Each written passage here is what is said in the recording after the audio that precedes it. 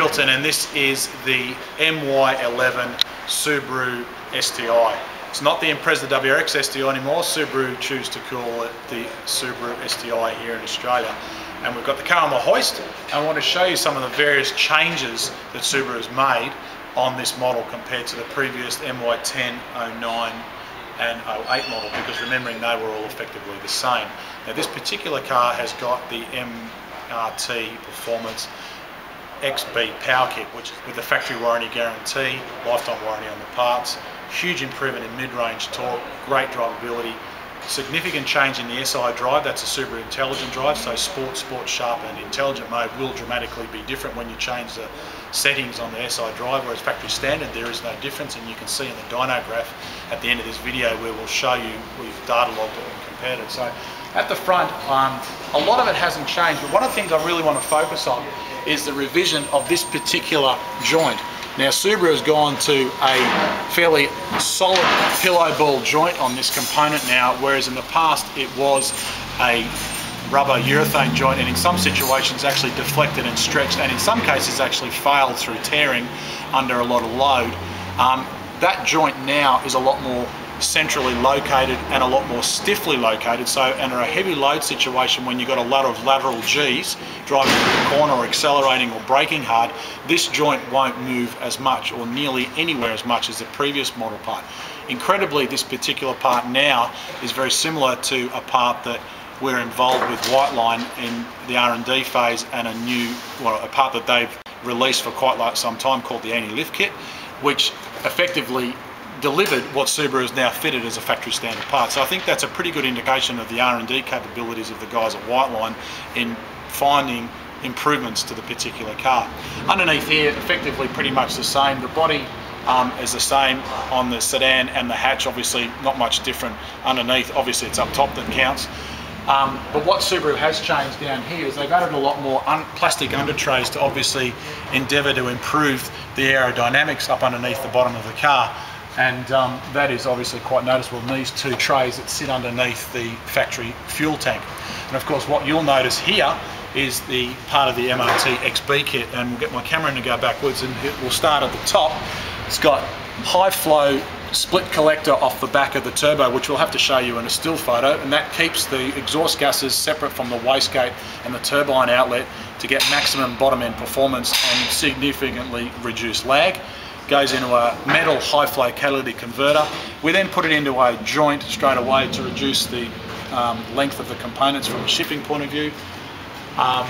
Factory location for the rear O2 sensor, which is so critical to make sure the car runs correctly.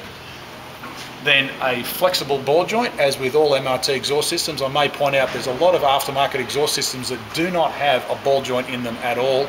And of course this part of the exhaust system is bolted to the transmission in the back of the turbo, whereas from here back it hangs on the body. So of course when the transmission and the engine is all moving, you need some allowance of the difference in movement between the engine and the body, and that's what that ball joint critically supplies. Otherwise, if you don't, it puts a lot of stress on the bolts and the fittings on the back of the turbo.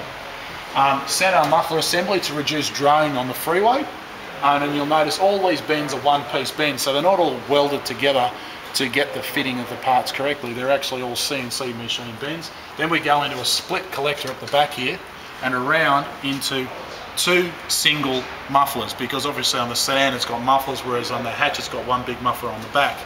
And I'll get my cameraman to come right around, and you'll notice that the big change that we've made in this particular car is the client's opted for single outlets instead of the quad outlets. Now we can fit the factory standard quad outlet mufflers and modify our exhaust slightly to fit. Is one of the options as part of the kit upgrades.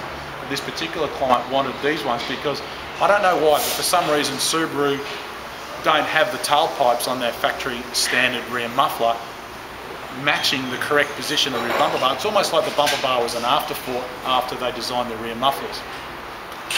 The rear suspension from Subaru's improvement point of view has now got a lot stiffer settings in it compared to the previous models, between 40 and 50% stiffer in the rear end, which makes the car a lot more sporty to drive. Effectively, other than that, everything else underneath is the same size brakes, rotors, suspension. There are obviously small changes in the bushes and things like that. This particular car will get a replacement upgraded sway bars, rear positive shift diff kit, positive traction kit, all the fruit and features that Whiteline offer as part of the upgrade for this particular model. But for the time being, this gives you a pretty good idea of what can be achieved with the MY11 Subaru STi, sedan or hatch, auto or manual. So there you have it. We've spoken about the changes in the model from the previous MY10. We've spoken about the suspension, the huge improvements in reliability and increase in torque with the XA and XB kits, complete exhaust system, the variations in the exhaust, and of course the redesign and the stiffness of the rear suspension. Of course, you can go to our website and download the XA and XB power kits for the MY11 STi off the MRT website. And of course, we encourage you to have a look at the dyno data and of course make some comments here on our video so we can take your feedback to further improve future videos on these models and other Mazda and Mitsubishi models. And of course, you can follow us on Twitter, Facebook, YouTube, MRT forums. Pick up the phone, send us an email. We're here to help you no matter where you are in the world. For now, I'm Brent Middleton. Thanks for watching.